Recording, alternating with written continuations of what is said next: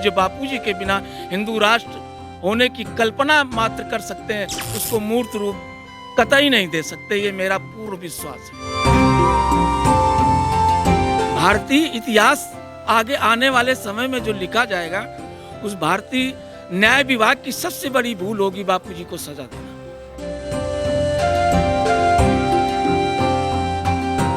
सच्चे दिल से बापूजी को बाहर लाने की बात करे और कार्य करे, उसी को ही अपना मत प्रदान करें।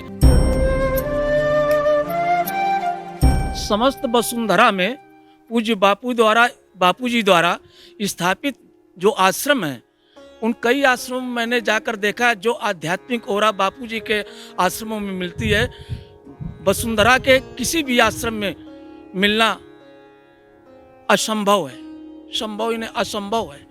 जो आध्यात्मिक ओरा बापूजी के आश्रमों में है, बापूजी का है संकल्प भारत को विश्व गुरु बनाने का, तो बापू के बगैर हिंदू राष्ट्र की कल्पना कर सकते हैं, सोच सकते हैं, लेकिन मूर्त रूप नहीं दे सकते हैं, क्योंकि बापूजी भारतीय संस्कृति के प्राण हैं। बापूजी भारत के सिरमौर हैं और बिना सिर के किसी आकृति का मूर्त रूप लेना असंभव है। ऐसे पूज्य बापूजी के बिना हिंदू राष्ट्र होने की कल्पना मात्र कर सकते हैं, उसको मूर्त रूप कतई नहीं दे सकते, ये मेरा पूर्ण विश्वास है। खोद खाद धरती सा है, काट कूट बन रहा है, कटुक वचन साधु सह सबसे सहा न जाए। जो वो सह रहे हैं, ये सबसे सहा भी नहीं जाएगा। जिनके ब्रह्म ज्ञान के आलोक से समस्त दिग्दिगांतर आलोकित हो रहे हैं,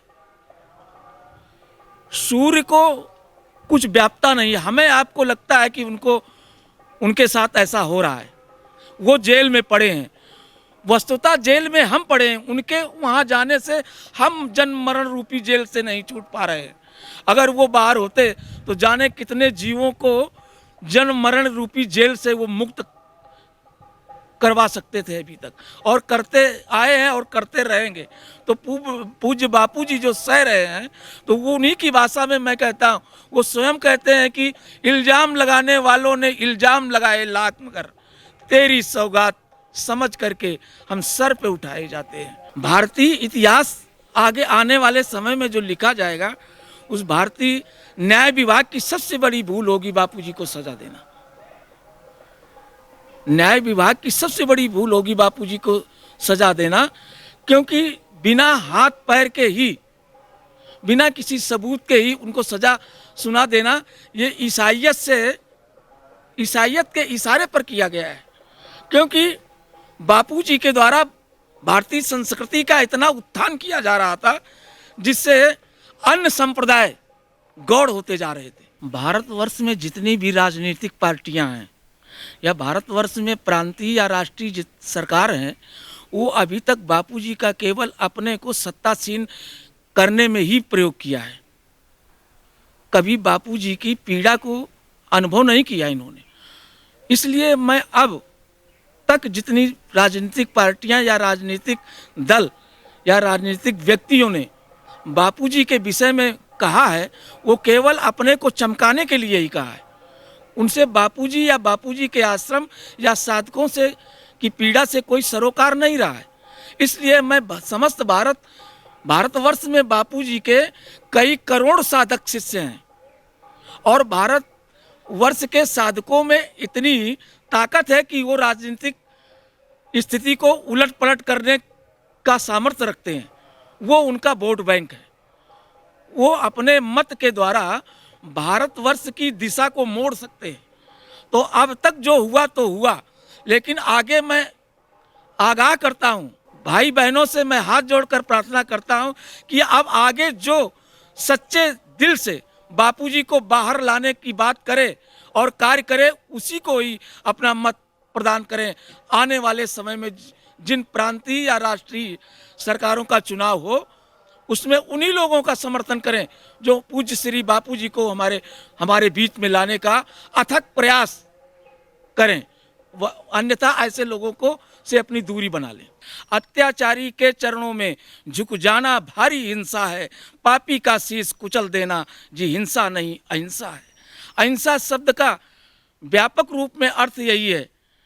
हमारे ऋग्वेद में एक ऋचा में ये आया है कि अत्याचारी के को शीशे की गोली से बेध देना चाहिए। अत्याचारी को शीशे की गोली से बेध देना चाहिए। ये परात्पर परब्रह्म परमात्मा का ऋग्वेद में जो मानव संस्कृति, मानव सभ्यता और मानव धर्म का आदि ग्रंथ है, वो ये उद्घोषणा करता है कि अत्याचार को सहना किसी भी कीमत में अच्छा नहीं है। उससे लड़ते हुए जूझ जाना भी, जो धर्म ध्वजा लेकर बढ़ते वे हो जाते हैं अमर सभी। हमने क्या ऋषि मुनियों ने युग युग से ऐसी बात कही। जब आंच धर्म पर आती है तो श्रद्धानंद बनना पड़ता है।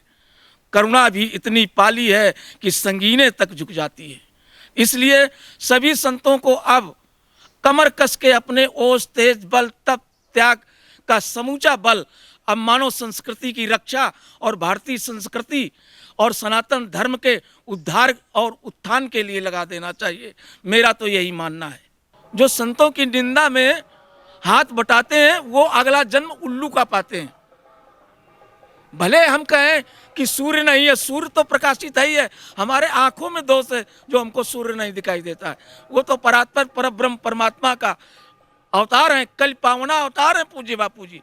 ये मेरा ही अनुभव नहीं, बहुत से मानव मनुष्यों का ये अनुभव है कि उनकी उपस्थिति मात्र से ही हजारों लोगों की दुख पीड़ाएं ऑटोमेटिक ढंग से जो है निस्तारित हो जाती है, कुछ करना नहीं पड़ता उनका। और एक जो हमारे ओरा पढ़ने वाले थे, उन्होंने अपनी मशीन से 2 लाख लोगों का विश्व में ओरा लिया। उसमें बापूजी का ओरा लेने के बाद उन्होंने कहा जो बापूजी के ओरा में बैंगनी कलर है, ये कलर किसी महापुरुष में संसार में इस समय नहीं पाया जाता। ये अवतार या सिद्ध पुरुषों में ही पाया जाता है, जो लोक कल्याण के लिए ही प्रयोग होता है। और उन्होंने ये भी कहा, उनकी मशीन ने ये पढ़ा कि 10 जन्म से बापूजी यही लोक मानव जाति का उद्धार करने का ही कार्य करते आ रहे हैं। जबकि पूज्य बापूजी ने स्वयं एक बार बताया था कि ये मैं इस रूप में 17वीं बार इस धरती पर आया हूं। तो जब ये मशीनें भी मनुष्यों के द्वारा बनाई मशीनें भी ये बोल रहे हैं कि बापूजी जैसा शख्स इस समय भूमंडल में नहीं है, फिर भी हमको नहीं दिखाई देता है, ये हमारी भूल है। इतना बड़ा कार्य हुआ बापूजी के लिए, लेकिन बापूजी ने अपने मुख से एक शब्द किसी के लिए कुछ भी आज तक नहीं कहा। इससे बड़ा आश्चर्य कुछ है ही नहीं।